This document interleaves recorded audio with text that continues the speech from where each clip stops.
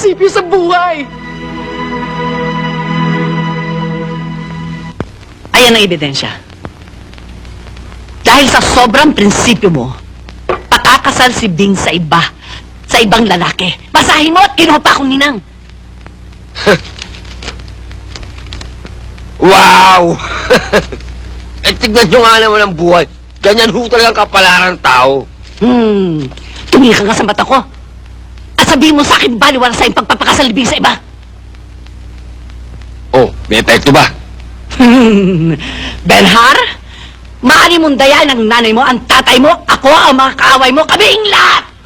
Pero kailanman na hindi mo madadaya ang isang tao dito sa mundo, iyan ay ang iyong sarili. Kaya kumilos ka pang maaga pa! Eh, ano hong gagawin ko? Wala ka na nang gagawin!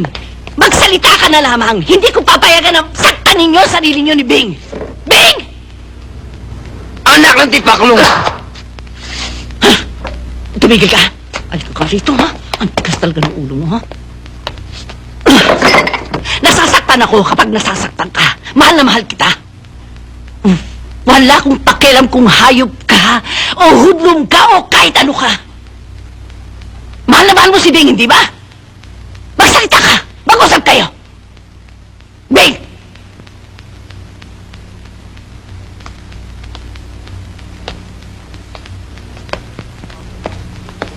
Alam ko naman na may gusto kang gawin eh. Pero ayaw mo. Pero gusto mo rin.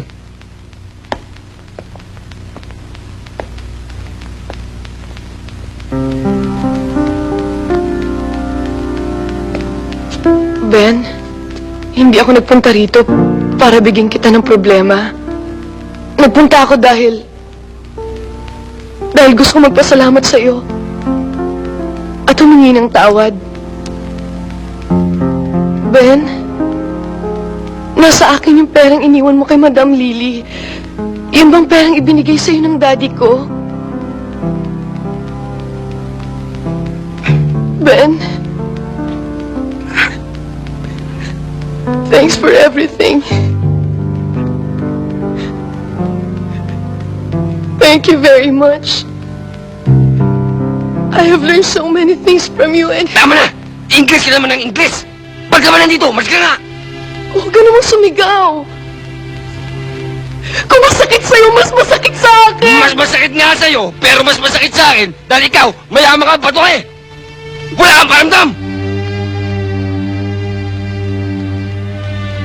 Babalik naman ba tayo sa ganitong pag-uusap?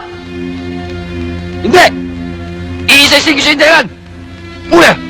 Ha? Ikaw kasi! Ipinanak ang mayaman! Ako pinanak ang mahirap! Pangalawa! Ikaw may magulang ka! Ako singaw! Pangatlo!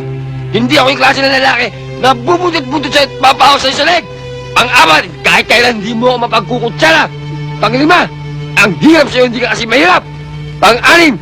Kahit kailan hindi ako magpapapi sa inyo at magpapalimin! Naintindihan mo? Hindi! Sa dinami-dami na sinabi mo, wala akong maintindihan. Alam mo, isa lang naman nakita kong dahilan eh. Hindi 6, hindi 10, hindi 100, kundi isa lang. Hindi mo kasi kaya paglaban ng pag-ibig mo. Ang dali mong sumuko. Sumuko! Eh hindi mo ako binigyan ng pagkakataon para kasi ka nga bukas eh!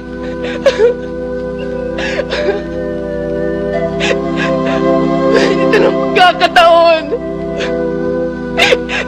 Kitanan mo ako. Lumayo na tayo. Mahal na mahal kita, Ben. Mahal na mahal kita. Mahal na mahal kita. Kinalulungkot yung sabihin, pero... hindi tayo para sa isa't isa. Kahit kailan hindi tayo magkakasundo eh. Pero ito lang masasabi ko. Pinapangako ko sa'yo. Kahit saan ka mapunta, kahit ano pa mangyari sa'yo, laging nasa likod mo ko. Hindi sa tabi mo, hindi sa gitna mo. Sa likod mo. Mas maganda siguro kung magiging magkaibigan lang tayo eh.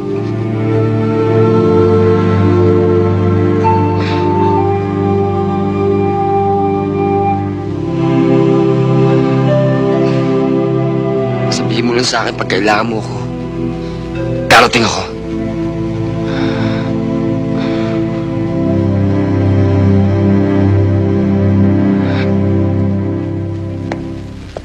Guys, I fully realize that in this world, there are no permanent enemies.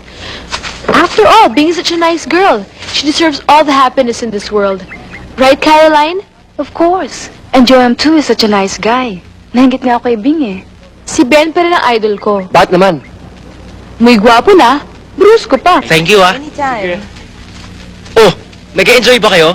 Paano naman kami mag-e-enjoy? Pareho naman kami mga loveless. Loveless. Kami rin, loveless! Ewan ko ba? Damdam na damdam ko. May kakilakilabot na mangyayari sa kasalang ito. Totoo talaga ang kasabihan. Pagkahaba-haba man daw ng prosesyon sa simbahan din ang tuloy. Hanggat namin ang kaligayahan ng inyong anak. Salamat naman.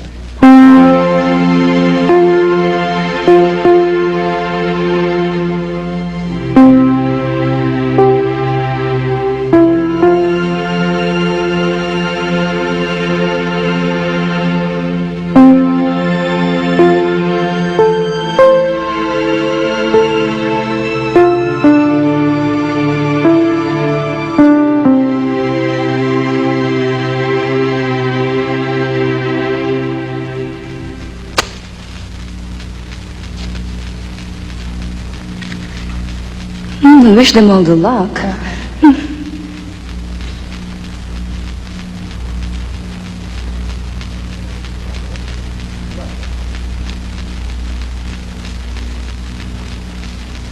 Pin, tandaan mo to. Basta't kailangan mo, darating ako. Did you both come here on your own free will to bind yourselves forever as husband and wife?